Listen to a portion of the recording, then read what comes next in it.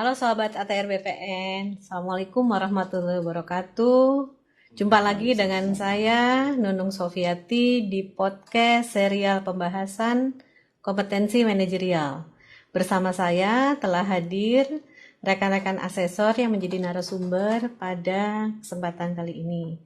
Yang pertama saya perkenalkan Pak Susianto. Saya Bu Sofi. Ya, Pak. Bersama saya juga ada Pak Asu. Apa kabar semuanya, Bapak-bapak? Baik, Sofi. Kabar baik Bu Sofi. Alhamdulillah ya. Semoga ATR BPN, salam sehat semua. salam sehat untuk kita Salam semua. sehat semua. Beliau pada kesempatan kali ini akan bincang santai membahas seputar kompetensi pelayanan publik. Sebagaimana kita ketahui bahwa core bisnis Kementerian ATR BPN ini adalah pelayanan publik. Ada banyak ragam jenis pelayanan pertanahan yang diberikan kepada masyarakat. Di samping pelayanan rutin, ATR BPN juga mengemban amanah dalam bentuk program strategis nasional seperti reforma agraria, PTSL, pengadaan tanah, dan penyelesaian sengketa tanah. Berbagai inovasi dalam pelayanan pertanahan telah dilakukan untuk mempercepat dan memudahkan masyarakat, seperti pelayanan berbasis elektronik serta berbagai aplikasi tentang informasi pertanahan. Untuk melaksanakan penyelenggaraan pelayanan publik, diperlukan ASN yang profesional, kompeten, dan kompetitif. Dalam Permen Pan RB nomor 38 tahun 2017 yang mengatur tentang standar kompetensi jabatan, disebutkan bahwa ASN harus memiliki 3 kompetensi, yaitu kompetensi teknis, kompetensi manajerial, dan kompetensi sosial kultural. Salah satu dari 9 kompetensi manajerial adalah kompetensi pelayanan publik. Ada 5 level dalam kompetensi pelayanan publik, namun pada kesempatan ini kita akan bahas hanya sampai 3 level saja. Sobat ATR BPN, untuk mengetahui lebih jauh apa itu kompetensi pelayanan publik akan dijelaskan oleh rekan-rekan asesor sebagai narasumber. Tanpa memperpanjang waktu, yang pertama saya ingin menanyakan kepada narasumber Pak Susianto ya, terkait dengan definisi pelayanan publik. Dan apa sih sebetulnya kompetensi itu? Silakan Pak Susianto. Baik, terima kasih Bu Sofi. Sobat ATR BPN seluruh Indonesia dimanapun Anda berada. Secara umum yang dimaksud dengan kompetensi ASN adalah kombinasi dari pengetahuan, keterampilan, dan perilaku yang harus dimiliki oleh ASN untuk dapat melaksanakan tugasnya secara efektif. Itu pengertian tentang kompetensi secara umum.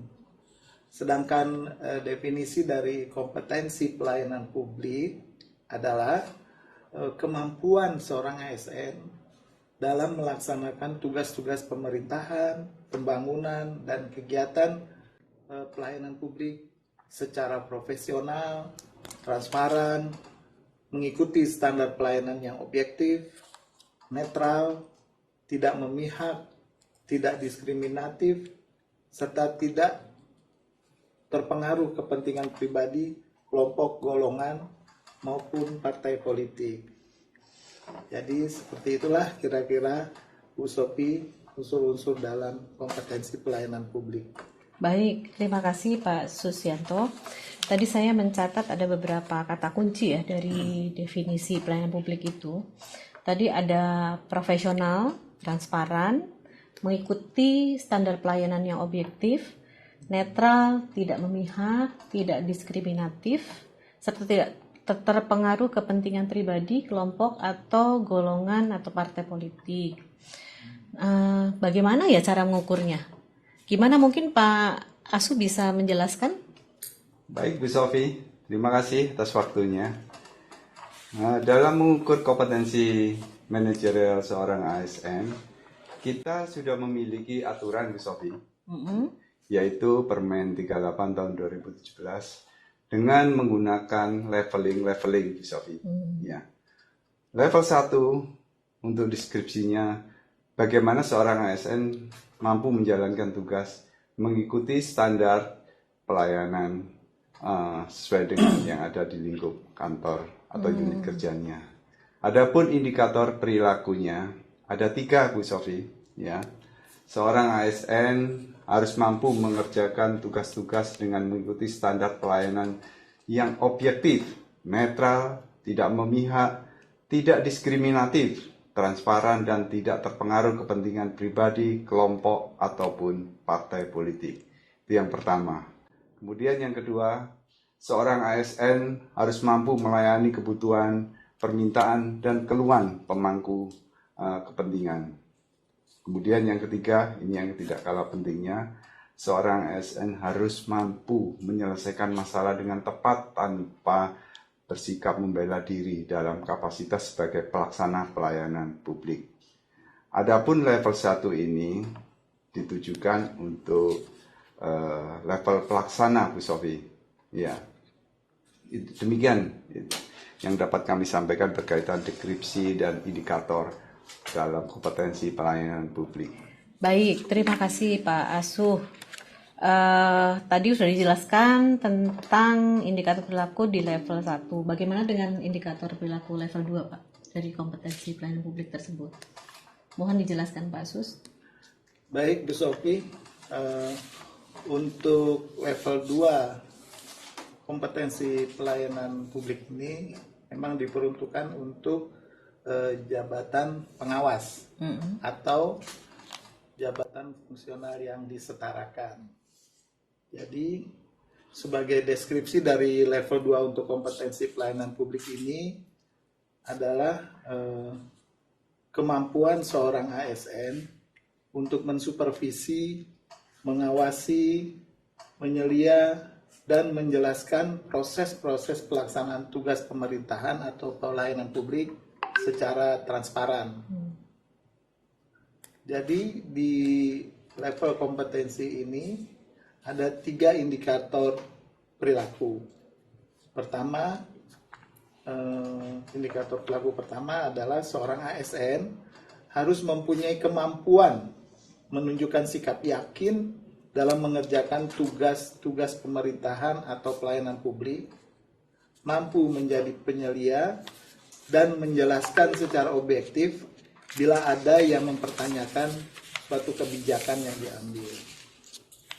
Kemudian indikator kedua untuk di level 2 ini adalah seorang ASN harus mempunyai kemampuan secara aktif memberikan atau mencari informasi untuk mengenali kebutuhan pemangku kepentingan agar dapat menjalankan pelaksanaan tugas pemerintahan maupun pelayanan publik secara cepat dan tanggap.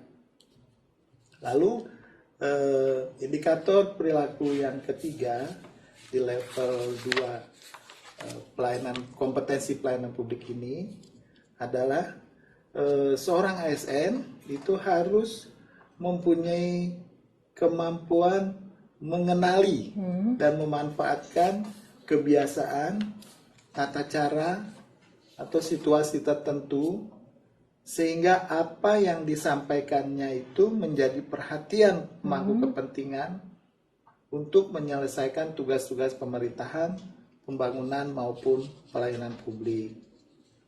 Baik. Itulah kira-kira gambaran mengenai level 2 untuk kompetensi pelayanan publik. Iya. Bu Sofi. Ya, baik. Terima kasih. Tadi sudah terlihat ya bedanya. Kalau tadi kan bahwa level 1 itu untuk jabatan pengawas, untuk level 2 itu tadi disebutkan Pak Sus untuk jabatan Level 2 untuk pejabat pengawas. Level 1 untuk level 1 untuk pelaksana. Iya. Level 2 untuk jabatan pengawas serta jabatan fungsional setara. Nah, bagaimana dengan level 3? Saya mau tanyakan hal ini kepada narasumber ya kedua yaitu Pak Asuh. Mohon dijelaskan Pak terkait dengan deskripsi serta indikator perilaku di level 3 dari kompetensi pelayanan publik serta ini ditujukan untuk jabatan apa Pak? Silahkan Pak. Baik Bu Sofi, terima kasih. Level 3 ini untuk pejabat administrator Bu Sofi. Ya. Dengan deskripsi sebagai berikut. yang bersangkutan mampu memanfaatkan kekuatan kelompok dan mampu memperbaiki standar pelayanan publik. Ini deskripsinya. Untuk indikatornya ada 3, yaitu yang pertama, seorang ASN harus mampu memahami, mendeskripsikan pengaruh dan kekuatan kelompok yang sedang berjalan di organisasi dan dampaknya terhadap unit kerja untuk menjalankan tugas pemerintahan secara profesional dan netral serta tidak memihak. Itu yang pertama, Sophie. Kemudian yang kedua, seorang ASN harus mampu menggunakan keterampilan dan pemahaman lintas sektoral, lintas organisasi untuk secara efektif secara efektif untuk memfasilitasi kebutuhan kelompok yang lebih besar dengan cara yang mengikuti standar efektif, objektif, transparan, profesional, sehingga tidak merugikan para pihak di lingkup pelayanan publik unit kerjanya.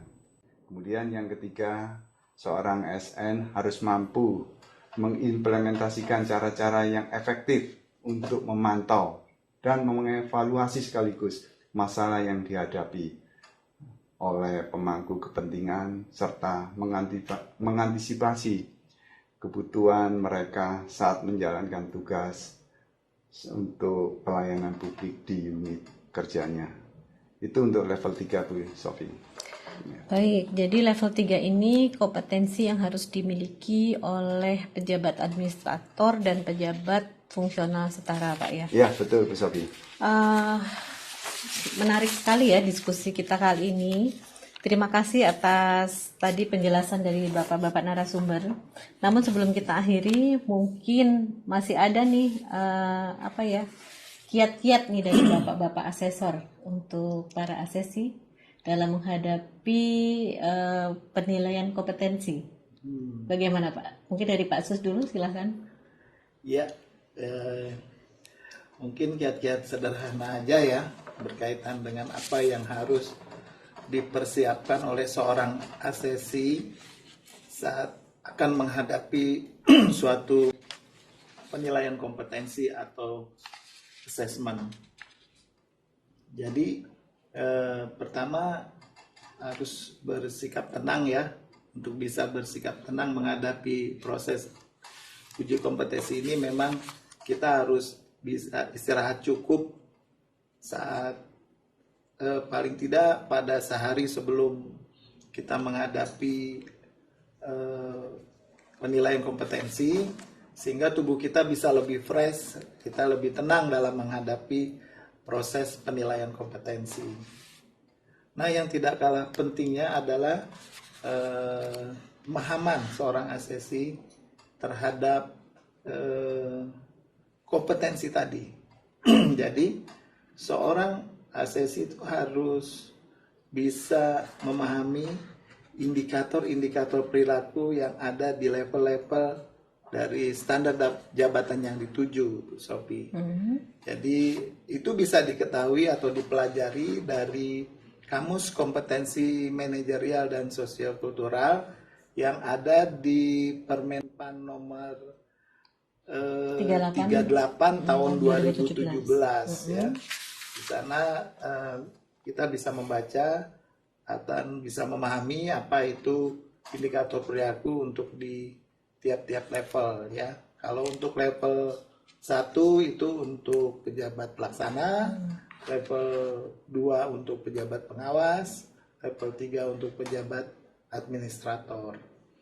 Jadi itulah yang harus dipahami oleh seorang asesi. Dan jangan khawatir apabila kita belum mencapai standar kompetensi jabatan yang dituju, maka akan dilakukan pengembangan dalam bentuk keikutsertaan dalam suatu pelatihan atau kursus-kursus yang akan diselenggarakan oleh PPSDM.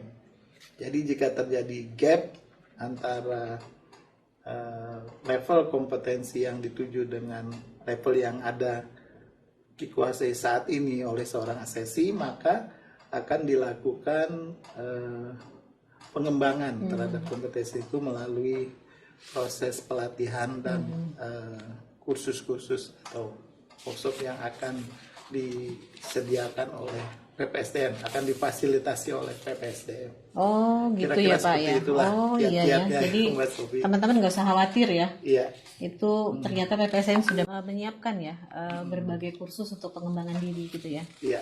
Baik, terima kasih Pak Susianto. Mungkin ada tambahan Pak Asu terkait dengan kiat-kiat tadi? Nah, boleh ada sedikit ini kiat-kiat untuk teman-teman atau rekan-rekan ASN. Dalam wawancara atau menjawab pertanyaan, gunakan STAR. Ya, Apa itu Pak? ya. STAR untuk menceritakan pengalaman kerjanya atau sukses story-nya itu, situasinya bagaimana, tugasnya sebagai apa, aksi atau tindakannya, upaya untuk menyelesaikannya bagaimana, dan bagaimana result-nya atau hasilnya. Kemudian timingnya atau waktunya kapan. Ceritakan semuanya dengan detail. Itu prinsip yang harus disampaikan oleh seorang ASN dalam ikut wawancara atau ikut kompetensi dalam suatu kompetensi di manapun dia mengikuti. Itu saja, Bu. Oh, Ya. baik. Iya. Jadi tadi bisa saya simpulkan ya kalau dari para narasumber bahwa kiat-kiat untuk mengikuti asesmen center atau penilaian kompetensi ini, yang pertama tadi, yang penting rekan-rekan itu tenang. Sebelumnya butuh istirahat yang cukup, makan makanan yang bergizi gitu ya Pak Sus ya. Santai saja, Santai, ikuti, iya. Tapi maksudnya jangan tegang di sini ya, teman-teman. Santai saja, relax gitu ya. Ya. Terus juga teman-teman sebelumnya mungkin perlu memahami indikator perilaku yang ada dalam kamus kompetensi itu. Jadi sobat ATR BPN bisa baca sebelumnya ya. Bisa, iya. Di kamus itu ya, mempelajari gitu loh. Terus menyampaikan tadi kata Pak Asu tuh success story-nya ya dengan STAR itu. Betul. Ceritakan mulai dari situasinya bagaimana, Iya.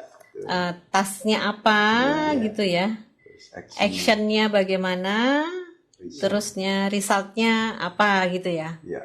Jadi itu barangkali teman-teman yang bisa kami sampaikan ya untuk teman-teman.